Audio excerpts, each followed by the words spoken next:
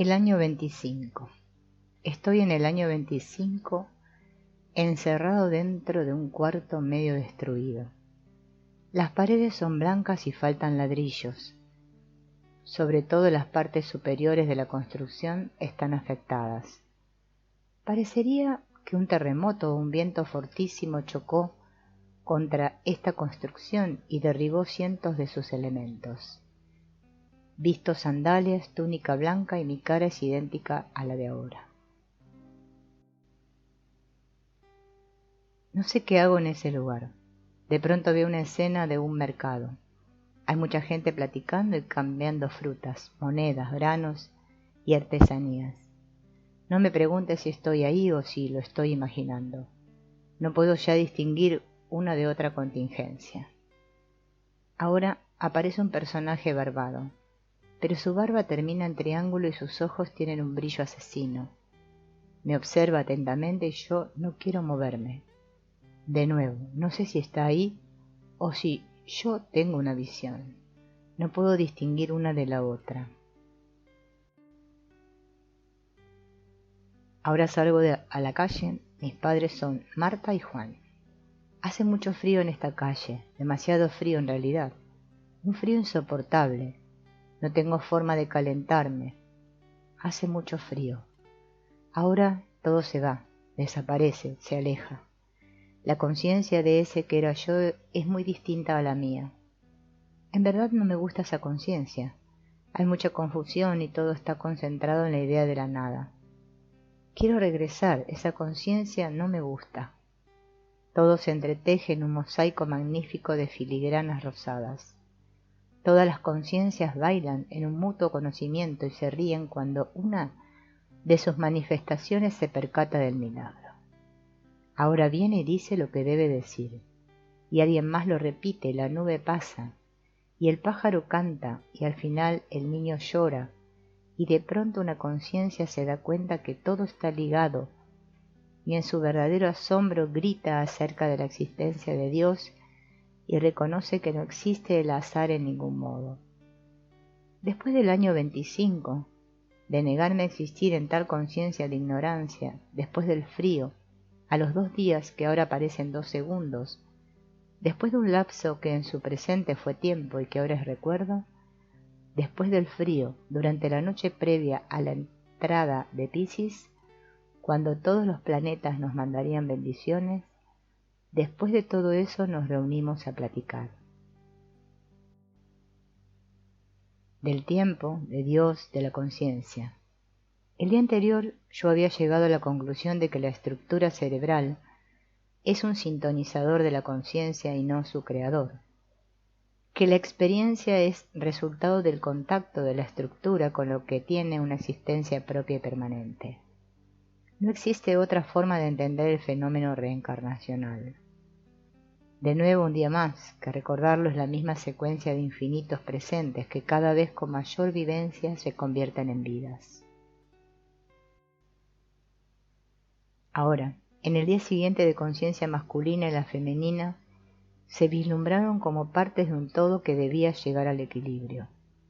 En mis meditaciones en el Popocatépetl y el Iztaccíhuatl, cada vez que tenía un pensamiento masculino, veía resplandecer al Popocatépetl y cubrirse de nubes al Iztaccíhuatl. Poco a poco comprendí que algo había en cada uno de esos volcanes que determinaba o al menos estimulaba una forma característica de ver. Después recordé los campos y las discusiones acerca de sus morfologías. Lo masculino es racional, lógico, directo. Es la estructura cónica sin relieves caóticos, la nieve recién caída y delirantemente relajada en una superficie sin irregularidades, el Popocatépetl, el Fujiyama. Lo femenino es lo complejo, lo intuitivo, lo que se ajusta al vaivén sin tener una clara conciencia del porqué, lo que siente, la emoción, lo antirracional. Tepoztlán, el Iztaccíhuatl, su complejidad, su casi caótico contorno, su cambiante vista, sus tremendas irregularidades. El Iztaccíhuatl es lo femenino y puesto que puede verse desde casi cualquier lugar cercano. Está en todos y cada uno de los quantums mínimos de espacio. Cada uno de los volcanes está en todas las porciones del espacio y forma parte en ellas de la organización energética del espacio. Con esa organización interactuamos, en realidad. Esa organización somos, pues nuestra conciencia no es otra cosa que la manifestación temporal de ella. Desde esta silla veo los mundos, no necesito levantarme y ya ni siquiera hablar. A veces aún el ver es innecesario. He llegado a mi madurez y solamente un detalle me falta por cumplir. Un mandato, una orden, una misión, una vida. Debo encontrar la palabra que pronunciada abrirá las conciencias. El sonido que he hecho vibraciones arrancará las excusas y arrojará al lodo del desprecio las máscaras y los pretextos, la palabra que nos hará libres. Ahora la he olvidado. ¿La olvidó? Sí, fue una tarde durante su siesta. Al despertar nos dijo que había soñado con la palabra, pero no la recordaba. ¿Y cómo estaba? Deshecho, llorando, desesperado por haber dejado ir aquello que buscó durante años. ¿Y tú qué le dijiste? Que el trabajo estaba hecho, que bastó el haberla soñado, que su vibración durante ese estado había sido suficiente, que había cumplido su misión. Las leyes que rigen al mundo sincronístico son tanto o más objetivas que las que determinan las relaciones físicas. Los eventos están encadenados y viven formando parte de una intrincada red de relaciones. Lo que sucede es lo que debe suceder y no existe al azar. Las conciencias se comunican y se determinan mutuamente. Aquel que se ha salvado y vive en armonía tiene el poder para salvar a los que lo rodean.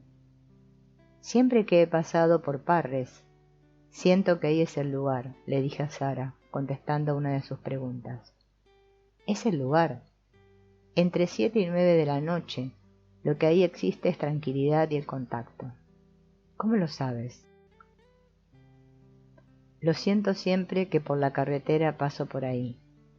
Un día decidí visitar el lugar y después de mucho buscar, me encontré con una iglesia católica con la puerta cerrada y una evangelista abierta. Penetré a un salón lleno de bandas pintadas color crema, con un techo retocado de esferas planetarias y estrellas de 5 picos. Una viejita lavaba el piso y al verme acercó unos ojos claros y unas mejillas llenas de arrugas a mi oído. Aquí vive Dios, pero a Él lo puedes encontrar en donde quieras.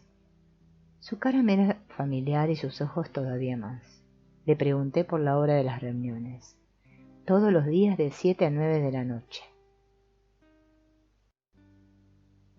Si al oír una palabra viéramos imágenes, si al respirar oyéramos sonidos, si al caminar observáramos luces, si al tener hambre sintiéramos calor y con sed frío, si experimentáramos el giro del planeta como un cosquilleo abdominal y un pensamiento como una contracción del estómago, si todo esto experimentáramos pero no perdiéramos el amor, todo seguiría siendo igual.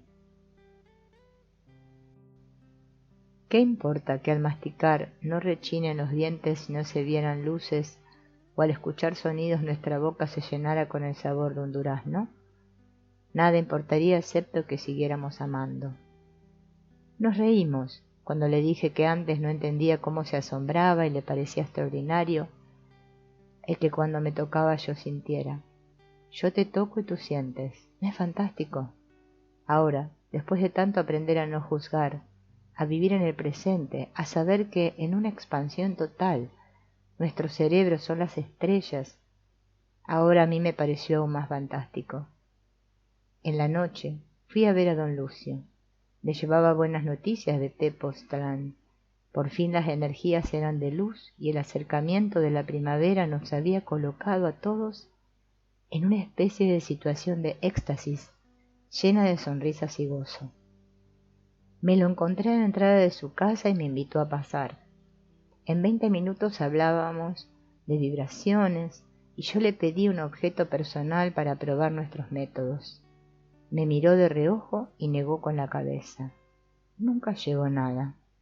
Debe haber adivinado mi extrañeza, porque, después de un silencio, se acercó a la mesa de las ofrendas y de un vaso de barro extrajo un peso de plata. Me lo dio, y yo lo encerré en la palma de mi mano. Cerré los ojos y guardé silencio. Ese guardar silencio me había costado años aprenderlo. Transparencia, ausencia total de pensamientos, receptividad y concentración. De pronto vi una calle asoleada y bordeada por árboles cuya sombra dejaba trazos oscuros sobre una superficie de tierra café clara. Don Lucio me preguntó si la calle era ancha y si había mucha luz. Le contesté afirmativamente y en ese momento la imagen cambió. Ahora era un edificio redondo con salientes de piedra, horizontales, labradas en un estilo de principios de siglo. Un edificio en verdad imponente. ¿Estás aquí? La pregunta me hizo comprender la seriedad de la imagen. Me concentré con todas mis fuerzas y vi un lugar lleno de nieve y rocas oscuras. Un cielo negro lleno de estrellas y una curvatura pronunciada me hicieron saber que el lugar estaba en un espacio alejado de la tierra. ¿Quieren el bien? Ahora vi una fila de gentes. La pregunta de don Lucio había sido tan acertada que la imagen adquirió colores. Unos seres con cabezas llenas de cuernos de venados y cuerpos cubiertos de metales coloreados. Después algo me introdujo al edificio. Vi cuartos gigantescos cuyas paredes aparecían cubiertas de retratos al óleo y anaqueles con libros. Había mucha luz y sabiduría en ese lugar. Así se lo hice saber a don Lucio. ¿Está conectado con la mesa de las ofrendas? De nuevo la pregunta me centró. Vi un cuarto redondo tapizado de cables o tubos de metal y cubierto con una cúpula entretejida con los mismos cables. Parecía una central energética encargada de estimular algo. Ahora la visión eran los mismos tubos en formas de un cono gigantesco, saliendo de la parte inferior del edificio, adelgazándose en algún lugar del espacio y luego ensanchándose de nuevo. Era como la conexión entre ese centro de sabiduría y la tierra. Me dirigí hacia el lugar de terminación y vi una iglesia, la misma que en otras ocasiones había visitado en Tlayacapan. Me pareció extraordinario, y así se lo hice saber a don Lucio. ¿Iglesia antigua? La pregunta me llevó a un recinto parecido al interior de Notre Dame de París. Grandes ventanales de todos colores, columnas y cúpulas preciosas.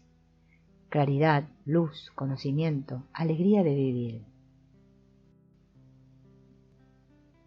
Le devolví el peso a don Lucio, después de que se negó a regalármelo. Es el centro y el corazón de la mesa. Ha estado ahí durante años. Un peso de plata corazón de una mesa de ofrendas. Yo no sabía si bailar de gusto o gritar que todo era belleza. Tal era la impresión de la tarde llena de sorpresas. Ahora don Lucio me entregó una escultura rústica, representando un maguey, sobre el cual dos palomas blancas parecían conversar una con la otra. «Esto es lo que me sirve para recibir mensajes», dijo orgulloso don Lucio. «¿Una antena?» «Sí, una antena». La tomé entre mis manos y en ese instante recordé que en el monasterio yoga de Tepoztlán, Blanca recién había terminado un cuadro en el cual aparecían dos gansos o palomas rodeadas de envolturas de todos los colores. Se lo hice saber a don Lucio y él asintió con la cabeza como si ya lo hubiese sabido. Yo no recibí mensaje alguno, solo la imagen de un gran trono real delante de un árbol gigantesco y labrado. Le regresé la antena a don Lucio y éste me contó que todo responde y que el pensamiento es poderoso, y al preguntarle acerca del origen del peso y de la antena, solo rió benévolamente y satisfecho consigo mismo. Yo no sé nada, Jacobo. Yo solo sigo los mandatos que recibo. Yo soy el instrumento de otra voluntad. Yo soy un servidor del tiempo. El nivel en el cual se puede ser un servidor del tiempo es diferente del nivel en el cual se olvida la existencia de Dios y se pierde la fe. Sin embargo, lo paradójico de este o de cualquier otro ejemplo de la fenomenología o del efecto de la vivencia en diferentes niveles es que todos ellos pueden ser experimentados por un mismo ser humano y todos provienen de lo mismo. Encontrarse en uno u otro nivel depende de la propia impecabilidad y ésta de la capacidad para hacer congruente la vida. A todo nos guía el ser, y aunque la esencia del mismo es misteriosa, su manifestación forma un patrón del cual nadie se escapa a menos de que se posea la capacidad para vivir al ser desde dentro. Cuando terminé Universos, algo en mi interior me obligó a escribir un tratado acerca de la existencia de diferentes niveles y acerca de quién los sostiene y nutre. La empresa resultó demasiado ambiciosa para mi inexperiencia y capacidad, pero sin embargo el escrito refleja una de las funciones de la luz angelmática en su poder inspiracional. El escrito lo titulé Las esferas del conocimiento, como un claro reflejo de la idea cabalística de la existencia de esferas en la cual se localiza la conciencia individual. La Cábala denomina Sefirot a estas esferas y considera que existen 10 de ellas. Isaac Luria pensaba que las conexiones de una a otra esfera siempre permanecían, aunque en estado latente. A pesar de que el sujeto cometiera abusos temporales o se alejara de la divinidad, Luria expresaba así su fe y confianza en la capacidad del ser humano de mantener un nexo permanente con Dios, dando así fundamento a la idea de que siempre puede existir la recuperación de la bienaventuranza. De acuerdo con este cabalista, el subnivel más alto de una esfera inferior se conecta en forma directa con el subnivel más bajo de la esfera inmediata superior. Si la persona ha cometido pecados e incongruencias, la conexión deja de manifestarse, pero no se rompe nunca. Si el nivel de la vida es de santidad, la luz angelmática permea todas y cada una de las esferas. He aquí el escrito. Las esferas del conocimiento. En el pensamiento, la pureza se manifiesta cuando se abandona una percepción parcial y se incorpora en cualquier análisis un lenguaje más fundamental. A partir de este lenguaje ocurren los saltos cuánticos de entendimiento. Las matemáticas son un buen ejemplo. El análisis del mundo perceptual como conjunto energético es otro. Así puedo verlo todo como contacto con patrones globales. Las personas con las que hablo son, para mí, sensibles manifestaciones de mensajes. Las flores que veo, para mí, me hablan acerca de lo mismo. Pero también puedo abandonar tal visión y considerarlo todo como azaroso. Lo segundo ocurre cuando me olvido, lo primero cuando me recuerdo. Yo, al igual que cualquier otra conciencia, soy algo más que mis pensamientos. Mi cuerpo se extiende en un espacio que cada vez abarco más. La misma idea se la transmití a mi hija de 5 años. Le dije que un humo eléctrico salía de nuestro cuerpo como resultado de todas las interacciones celulares. Inmediatamente colocó su manita cerca de su frente y asintió. «Es cierto, papi, hay un airecito que sale de mí». Después me preguntó si era cierto que después de la muerte nos poníamos en contacto con Dios. «Claro», le dije, «el humo eléctrico ocupa todo el universo. No soy mi cuerpo, no soy mis piernas ni mis brazos, ni mis uñas. No soy mi cabello ni mis ojos, ni mis dientes. No soy mi estómago ni mi cerebro. No soy ni siquiera el que se oye diciendo que no es. Mi totalidad es distinta a cualquiera de sus manifestaciones. Mi conciencia es apenas un roce tímido de mi totalidad». Esto lo aprendí de Ram Dass. En un viaje vio su cuerpo desde fuera y puesto que seguía consciente, consideró que su cuerpo no era necesario para su conciencia. Después vio su historia desde fuera, y puesto que él seguía existiendo, la abandonó al considerarla superflua. Al final solo quedó él, sin cuerpo, sin historia, sin estructura sustentante, solo él. Pero incluso ese él era parte de una totalidad que lo sobrepasaba. Sin embargo, es difícil aceptar la existencia de un nosotros que en sí mismo es. Todos los fenómenos de sincronicidad se basan en este nosotros. Pero analicemos la sensación en sí. Digo que me siento y que soy. Sé que tal percepción de mí mismo es inmaterial. En su dimensión existe y no puede ser reducida a otra. La experiencia en sí no puede ser medida, pesada, identificada con morfología energética alguna o con el producto de ninguna interacción. La experiencia en sí es. Digo que me siento y la localización de tal experiencia de mí mismo la limito en mi cuerpo. Pero cuando trato de validar dicha localización, me encuentro con que, en sí misma, la experiencia está localizada en la experiencia. La experiencia, sin embargo, contiene, para sus diferentes modalidades, localizaciones específicas. Digo que la mesa está enfrente de mí y que la montaña se localiza a mi espalda. Observo el cielo y soy capaz de identificar la localización de nubes, sol y estrellas. Pero al mismo tiempo sé que derivo tales localizaciones de un punto del espacio, el mismo que toca mis receptores retinianos. La información de un punto localizado en cualquier parte me habla de localizaciones específicas. Vemos espacio y en última instancia recreamos a partir de una interacción con un punto del espacio a todos los puntos del mismo. Nada hay de mesa, nubes y estrellas en la red energética concentrada en una porción del espacio.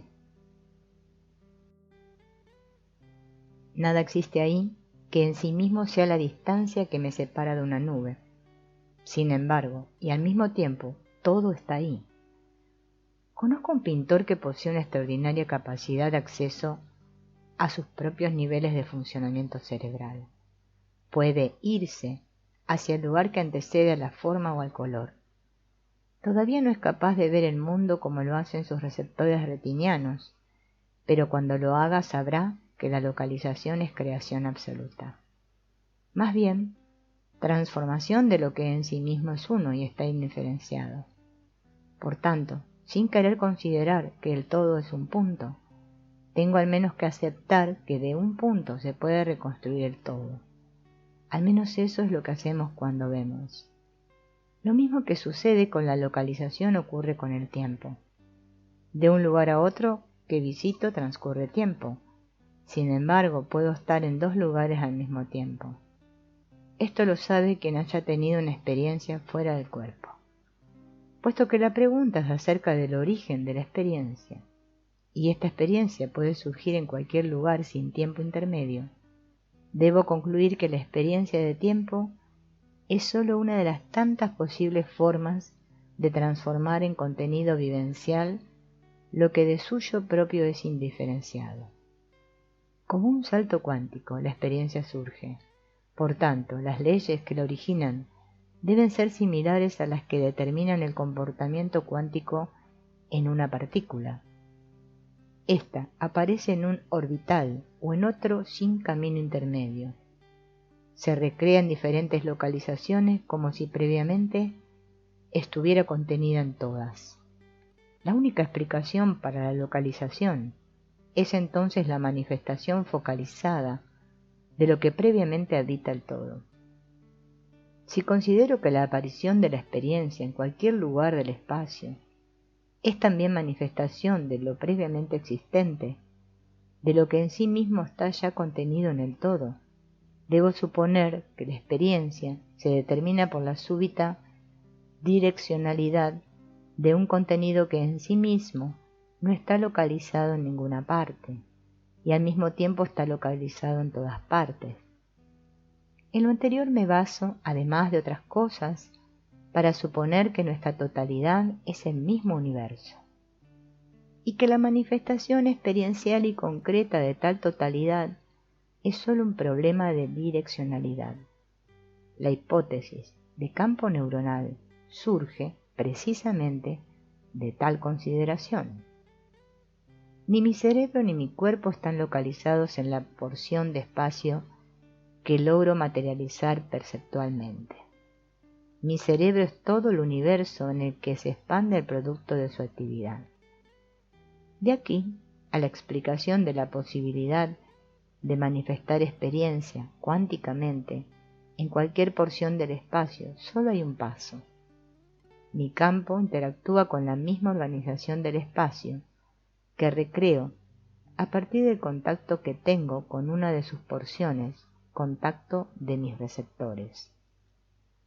La experiencia surge cuando un factor de direccionalidad se añade a mi expansión.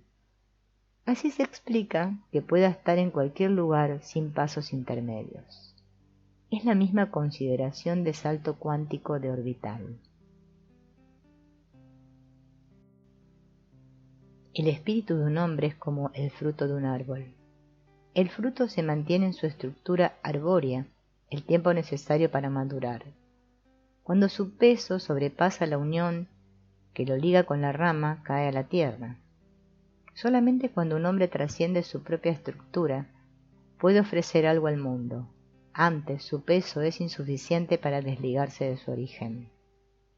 Esto habla de la existencia de patrones similares en diferentes niveles sinergistas.